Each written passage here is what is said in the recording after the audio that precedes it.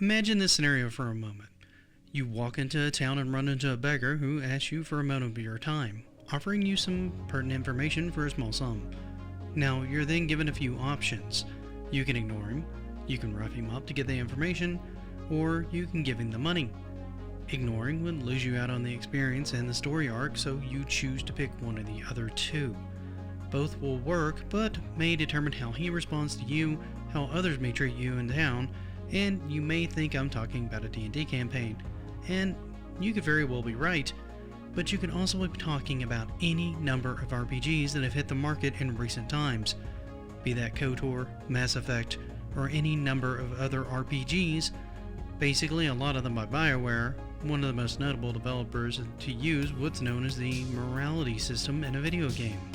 Now, they're not the only ones that use this, but they are one of the most well known. My question to you is, do you know the first one of these? I mean, what game first posed a moral choice to the player? Well, I think I have something pretty close. So if you're interested, pull up a seat and hang out for a while as we look at the morality in video games and some of its earliest moments. And no, I don't mean the morality of playing video games or the companies. Now, many of us, like me, likely remember early moral choices showing up in a game like KOTOR, or Knights of the Old Republic for those of you who aren't familiar with the game. Now, this would give you light and dark alignment points given on what options you choose, with most of these being fairly cut and dry as to which would be the best option for the alignment you're going for. But this wasn't the first game to actually do this. For that, we're going to need to go back a ways to one of the earliest games I could actually find on this topic. That game's known as Ultima 4. Now, this game is kind of unique in and of itself in that it doesn't actually focus around a character facing a main evil protagonist. Instead, it actually opts to focus on the character's own moral self-improvement. I know, it sounds weird, but stick with me.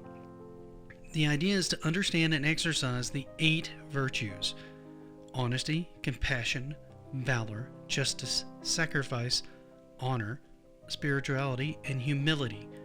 Now, this is a fairly complex system overall. Take honesty for example, okay? You're given the option of paying the vendor the amount of the item, or you can shortchange the vendor, which will mark you as dishonest, as will stealing gold from chests in town. That will also penalize you. Another is justice. Given not all the characters in the world are evil, a character is mostly encouraged to avoid any unprovoked attack on those who aren't being aggressive or be penalized accordingly. It's in its own way similar to the other systems like Skyrim and the like, but instead of having a simple light-dark system, it had each of these virtues judged independently. Now, this kind of system wouldn't really get used a lot. Matter of fact, I don't think it actually really even got used again until right around 1991 when Streets of Rage came out. And I know you're all kind of laughing now, like Streets of Rage, what moral compass do you have in Streets of Rage? You just beat the crap out of everybody. And you'd be right to an extent.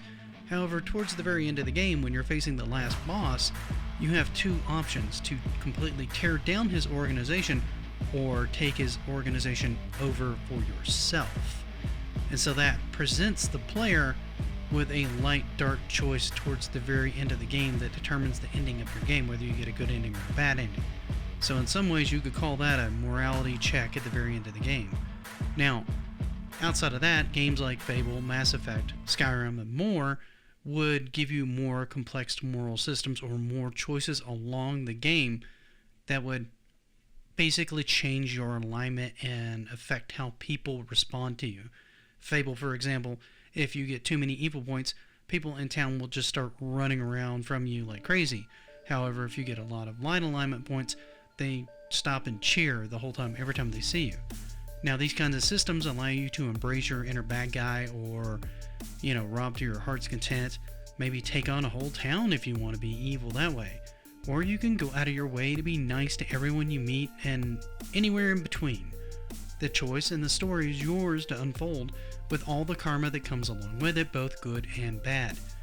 The question is, do games really need a morality system at all? Some of the most notable RPGs in history, like Final Fantasy and The Legend of Zelda, really don't have these as part of their system. The world is yours to explore, and that's not to say that your choices don't have repercussions, just, go try beating on a chicken and Link to the Past and see what happens to you. You'll find out really quick.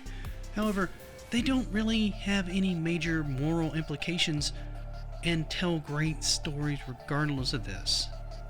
However, what do you guys think of these systems? Do they actually enhance the gameplay experience for you? Do you even pay attention to them for the most part in the games that have them? What are some of your favorite games with or without them? Let me know in the comments. By the way, I'd like to stop and thank you for getting this far in the video. If I could ask you for one more favor, please leave this video a like, and if you haven't, consider following the channel. That really does actually help me out quite a bit. However, until we meet again, have a great rest of your day, and until next time, happy gaming!